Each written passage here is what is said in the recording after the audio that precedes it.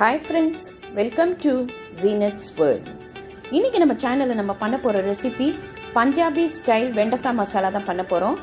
இதை எப்படி ஈஸியா சிம்பிளா பண்றதுன்னு பாப்போம். நான் இப்ப நல்லா பிஞ்சு வெண்டக்காவை எடுத்து வச்சிருக்கேன். இத நல்லா கழுவிட்டு நம்ம இந்த மாதிரி சைஸ்ல கட் பண்ணி வெச்சுக்கலாம்.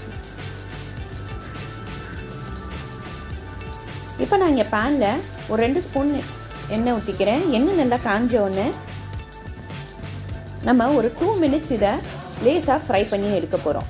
ரொம்ப டீப் ஃப்ரை பண்ண போறது இல்ல, லைட்டா தான் பண்ண போறோம்.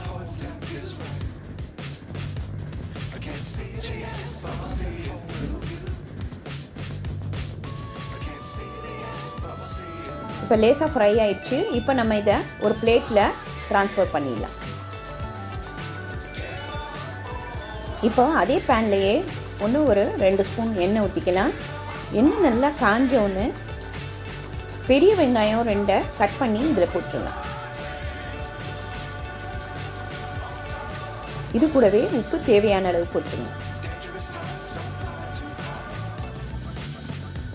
இப்போ இது ரெண்டும் சேர்ந்து நல்லா ஃப்ரை ஆகட்டும்.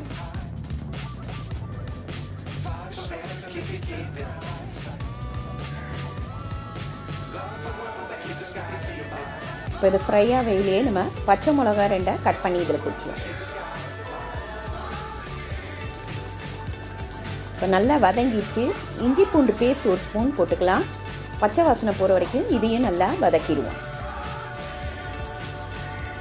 இப்போ நம்ம மசாலாவை போட்டுடலாம். மிளகாய்த்தூள் 1 ஸ்பூன்,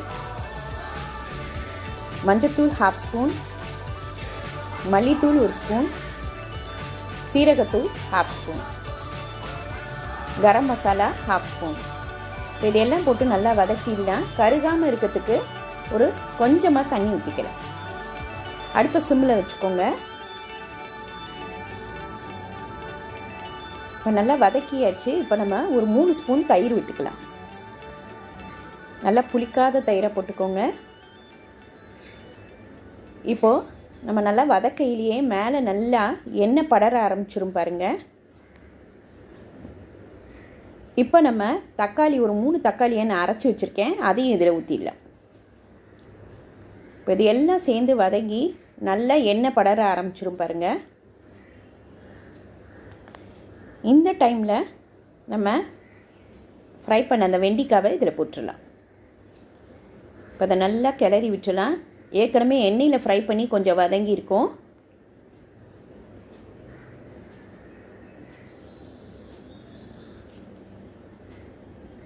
இப்போ நம்ம இதில் ஒரு 1/2 கிளாஸ் தண்ணி ஊற்றிட்டு மூடி போட்டு ஒரு 5 நிமிஷம் வேக விட்டுடலாம்.